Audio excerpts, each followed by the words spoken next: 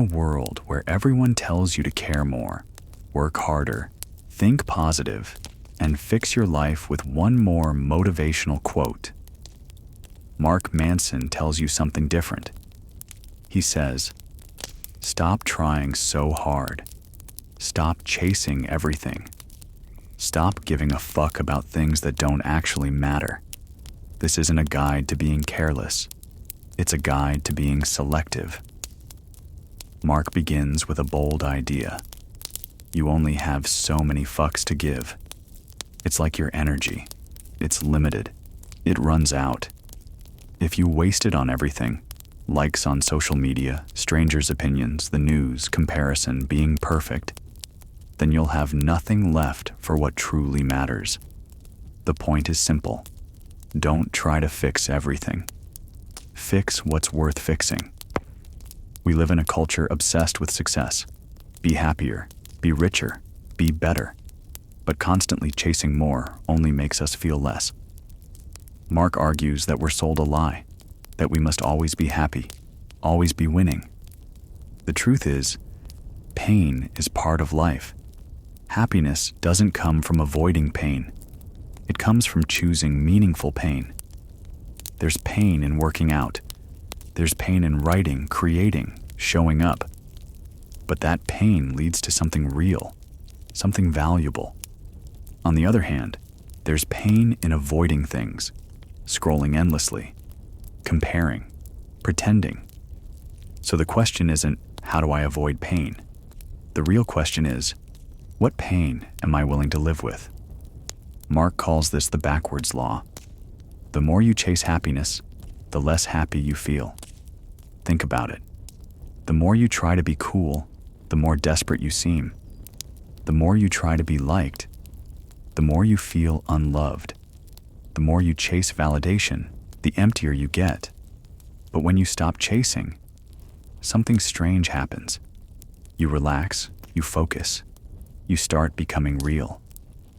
One of the most powerful ideas in this book is, you are not special. We're taught that we're all unique, gifted, meant for greatness. But Mark flips that on its head. You're not special. And that's okay.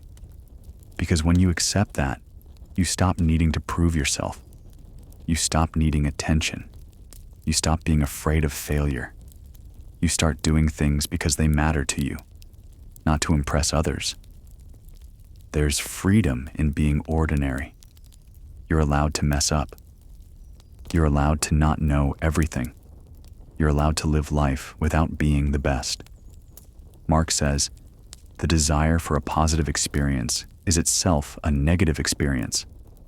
But accepting a negative experience, that's a positive one. Let's talk about responsibility. Bad things happen. People betray us. Life throws pain at us. You're not always to blame, but you're always responsible for how you respond. That shift from blaming to owning is what builds strength. Blame takes away your power. Responsibility gives it back. Mark also talks about values. He says most people live by bad values, things like being liked, being right, or always feeling good. Good values are based on reality. They're internal, not external. Honesty, curiosity, growth, kindness, courage. These don't depend on anyone else. They're not built on outcomes. They're built on process. Choose values that lead to better problems, because problems will never go away. You just get to choose which ones are worth having.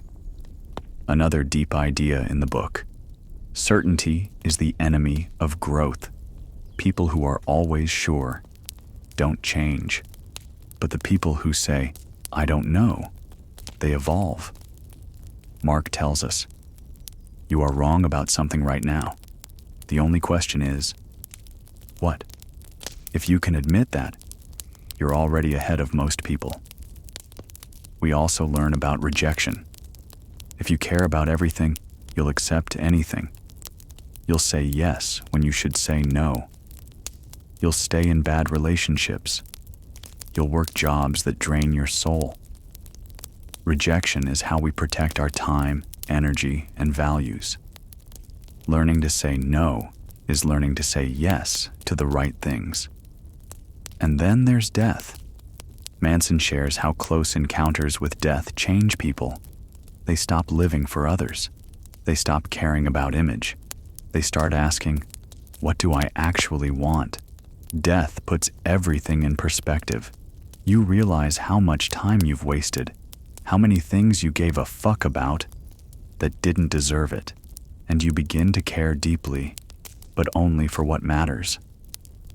So, what is the subtle art? It's the art of caring less, but better. Not being cold, not being numb, but being honest, being focused, caring about your health, caring about your craft, caring about your family, caring about becoming a little better than you were yesterday. You don't need to impress anyone.